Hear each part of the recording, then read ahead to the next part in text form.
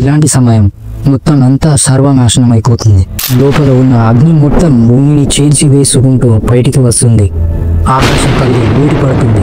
అన్ని జంతువులు పక్షులు ఏమీ లేనట్లుగా అన్ని సర్వనాశనం అయిపోతాయి. మరియు ఈ భూమి మరోసారి నిప్పు మరియు ఆవిరితో నిండిన బంతి అవుతుంది. ప్రతి మతంలో ఏదో ఒక విధంగా ప్రళయ చర్చ జరుగుతుంది.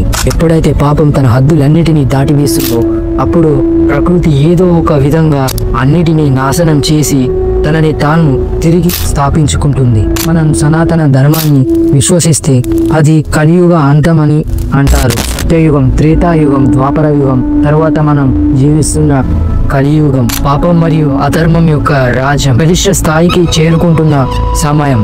కానీ భారతదేశంలో ఇలాంటి ప్రదేశాలు చాలా ఉన్నాయి.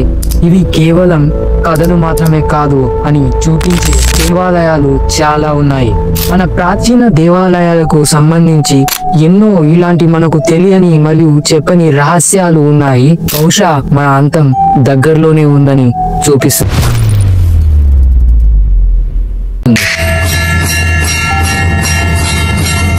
యదా యదా హి ధర్మస్య గ్లానిర్భవతి భారత అభ్యుత్థానమధర్మస్య తదాత్మానం సృజామ్యహం. ఎప్పుడైతే అధర్మం తన పాదాలను వ్యాపింపజేస్తుందో అప్పుడు శ్రీకృష్ణుడినైన నేను ఈ భూమిపై జన్మిస్తాను. భగవద్గీతలోని ఈ శ్లోకం అనే పదాలను మనకు కృష్ణుడు చెప్పిన మాటని గుర్తుకు తెస్తుంది. కానీ భారతదేశంలోని జైపూర్లోని కలికి దేవాలయం సజీవన సాక్ష్యం. ఈ భూమిపై కలికి అవతారం దేవదత్ అనే తెల్లటి గుర్రంపై ఉంటుందని నమ్ముతారు. అదే దేవదత్ విగ్రహం కలికి ఆలయంలో సజీవంగా ఉంది మరియు బ్రతికి ఉంది. కలికి పురాణం ప్రకారం శ్రీకృష్ణుడు ఈ భూమిపై 9 అవతారాలు తీసుకున్నాడు. కానీ అతని చివరి అవతారమైన కలికి అవతారం ఇంకా కలికి అవతార్ జననం ఇంకా మిగిలి ఉంది. జన్మ యొక్క ఉద్దేశం ఏంటంటే కలి అసురుడిని అంతం చేయడం మరియు అతని కోపం నుంచి విముక్తి చేయడం ఈ జన్మ యొక్క ఉద్దేశం. కానీ కలికి ప్రభావం చాలా భయంకరంగా ఉంటుందని మానవులు కూడా మొత్తం సర్వనాశనం అవుతుందని నమ్ముతారు. భూమి పూర్తిగా ఎండిపోయి ఆకాశం నుంచి యాసిడ్ వర్షం కురుస్తుంది. అన్ని జంతువులు పక్షులు మానవత్వం కూడా రాక్షసత్వం లాగా మారిపోతుందంట. ఇంకా వాళ్ళు కీటకాలలాగా ఒకరినొకరు తింటారు. ఈ ప్రపంచంలో సమతుల్యతను తీసుకురావడానికి ఒకే ఒక మార్గం ఉంటుంది. అన్నిటినీ నాశనం చేసి మళ్ళీ ప్రారంభించడం. మరియు ఆ పనిని కలికి అవతార్ స్వయంగా చేస్తారు. ఒక కథ ప్రకారం జైపూర్ రాజు జైసింగ్ II ఈ ఆలయాన్ని నిర్మిస్తున్నప్పుడు ఆలయం బయట నిర్మించిన దేవదత్ విగ్రహంపై తెలియని గాయం ఏర్పడింది. ఈ గుర్తును పూరించడానికి చాలా ప్రయత్నాలు చేశారు. కానీ అది అలాగే ఉంది. కానీ కొంత సమయం తర్వాత మెల్లమెల్లగా ఆ మార్క్ నిండడం గమనించారు. అప్పటి నుండి గాయం యొక్క గుర్తు పూర్తిగా నిండిన రోజు ఆ రోజు కలికి భగవంతుడు ఈ భూమిపై అవతరిస్తాడు. సమయం 4 దశల్లో తిరుగుతుంది. ఇది అందరికీ తెలుసు. అయితే కాలస్తంభం గురించి ఎప్పుడైనా విన్నారా? మహారాష్ట్రలోని కేదారేశ్వరాలయం ఇది చారిత్రక కళ మరియు వాస్తుశిల్పం యొక్క అద్భుతమైన చిత్రాన్ని చూపిస్తుంది. పర్వతాలను బద్దలు కొట్టి నిర్మించిన ఈ ఆలయం, శిథిలమై చెక్కబడిన ఈ దేవాలయం మన పూర్వీకుల ఆధున్యతకు గొప్ప నిదర్శనం. కానీ ఈ ఆలయానికి సమీపంలో గుహలో ఎన్నో చెప్పని రహస్యాలు ముడిపడి ఉన్నాయి. సహజ సిద్ధంగా ఏర్పడిన ఈ గుహలో 5 అడుగుల పొడవైన కేదారేశ్వర శివలింగం కనిపిస్తుంది. మరియు ఈ శివలింగం స్వయం నిర్మితమని నమ్ముతారు. అంటే ఎవ్వరూ స్థాపించలేదు, ఇది స్వయంగా ఏర్పడింది. ఈ శివలింగం ఎటువంటి ప్రదేశంలో ఉందంటే దాన్ని చేరుకోవడానికి మీరు మృత్యువుతో పోరాడవలసి ఉంటుంది. ఇక్కడ మీరు హరిశ్చంద్రగఢ్ యొక్క ప్రమాదకరమైన ట్రాక్ ను దాటవలసి ఉంటుంది. కొన్ని అడుగుల నీటిని దాటాలి. ఇక్కడ వర్షాకాలంలో పూర్తిగా నీటితో నిండిపోతుంది. కానీ ఈ దృశ్యం మీరు ఊహించలేనంతగా మంత్రముగ్ధులను చేస్తుంది. జలపాతం మధ్యలో సహజ సిద్ధంగా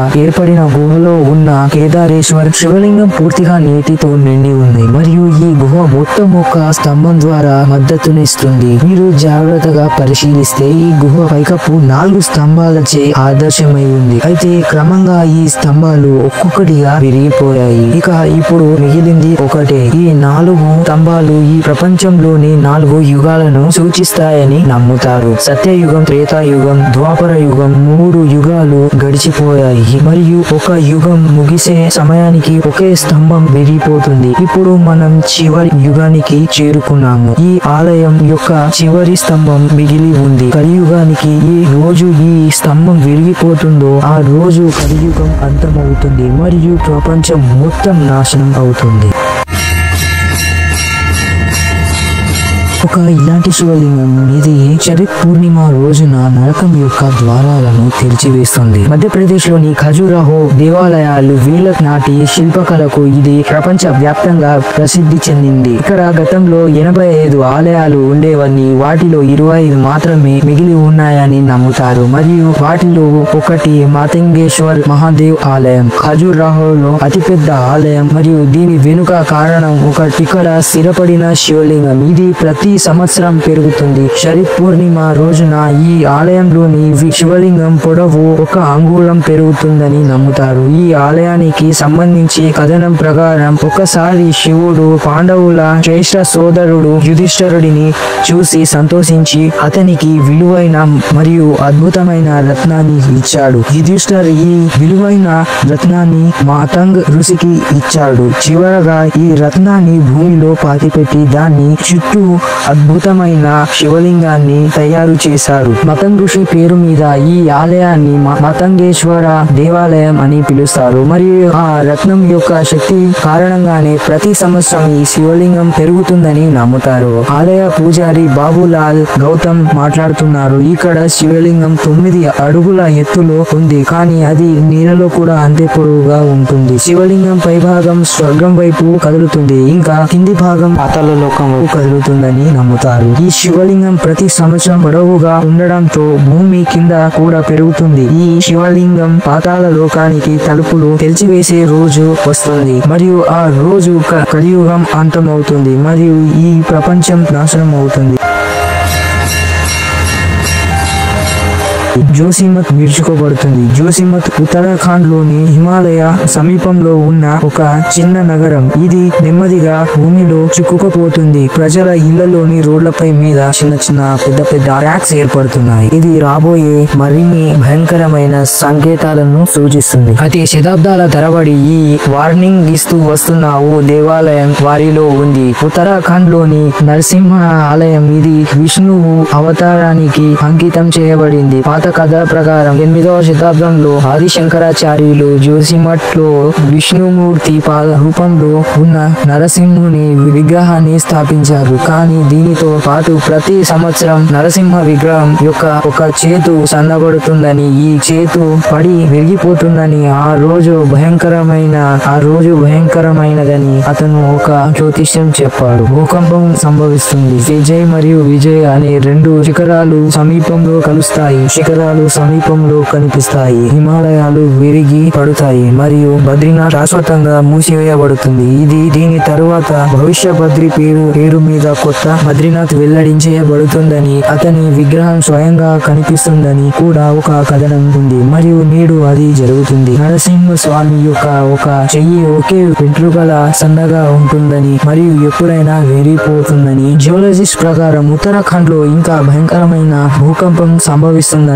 మరోవైపు జోసిమఠ్ సమీపంలో భవిష్య బద్రీలో పర్వతాలపై కూర్చున్న ఒక రాయి ప్రతి సంవత్సరం నెమ్మదిగా బద్రీనాథ్ రూపాన్ని తీసుకుంటుందని ఈ అంచనా త్వరలో రుజువు అవుతుందని ఆశతో కొందరు ఋషులు ఇప్పటికీ మంచుతో కప్పబడి ఉన్న ఈ భూమిపైన కూర్చొని ఉన్నారు. ప్రతి మతంలో ఏదో ఒక విధంగా ప్రళయం గురించి మాట్లాడుకుంటారు. క్రైస్తవ మతంలో ద డే ఆఫ్ జడ్జ్మెంట్ తీర్పు దినం, ఇస్లాం లో ఖయామత్ కా దిన్ తీర్పు దినం, అదే విధంగా బుద్ధిజం, నార్స్ మైథాలజీ, గ్రీకు పురాణాలు వీటన్నిటిలో తప్పకుండా ఇలాంటి ఒక రోజు గురించి మాట్లాడుకుంటారు. ఇలాంటి ఒక ప్రళయం గురించి మాట్లాడుకుంటారు. భూమి తనకు తాను రీసెట్ చేసుకుంటుంది. ప్రతి 10,000 సంవత్సరాలకు భూమి ఒక చల్లని మరియు వెచ్చని కాల చక్రం గుండా వెళుతుందని సైన్స్ ద్వారా కూడా చూశారు. 1000 సంవత్సరాలుగా మంచు దుబ్బలతో కప్పబడి నెమ్మదిగా పూర్తిగా వేడి చేయబడుతుంది మరియు ఈ వెచ్చని మరియు చల్లని చక్రం కారణంగా అనేక జంతువులు నాశనం చేయబడతాయి. గ్లోబల్ వార్మింగ్ అనేది భూమి యొక్క సహజ వెచ్చని చక్రం. అవసరం అని చాలా మంది నమ్ముతారు.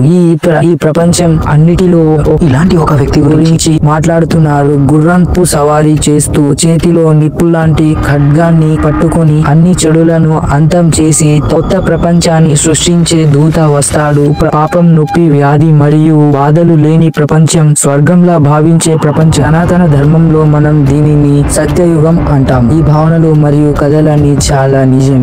ఇది ఇప్పటికీ లోతైన రహస్యాలు, కానీ అవన్నీ చాలా మందికి ఆశ కిరణాల్లాగా మారాయి. అని దీని గురించి మీకు ఆలోచనలు ఏమిటి? సో ఈ వీడియోని ఇక్కడ చూస్తుంటే తప్పకుండా మీకు నచ్చింది అనుకుంటున్నాను. నచ్చితే మాత్రం తప్పకుండా ఒక లైక్ కొట్టండి. అండ్ ఇంకోటి ఏంటంటే మీకు ఇలాంటి కొత్త కొత్త విషయాలు తెలుసుకోవడంలో ఇంట్రెస్ట్ ఉండే కనుక ఇక్కడ ఒక మీకు వీడియో కనిపిస్తుంది. ఆ వీడియో పైన క్లిక్ చేసి చూడండి. దాంట్లో నేను మీకు చాలా ఇంపార్టెంట్ ఇన్ఫర్మేషన్ మీకు షేర్ చేశాను. మీకు లానినా అల్లీనా గురించి తెలియకపోతే ఆ వీడియోలో నేను చెప్పేశాను. తప్పకుండా ఆ వీడియో పైన క్లిక్ చేసి చూడండి. క్లిక్ చేసి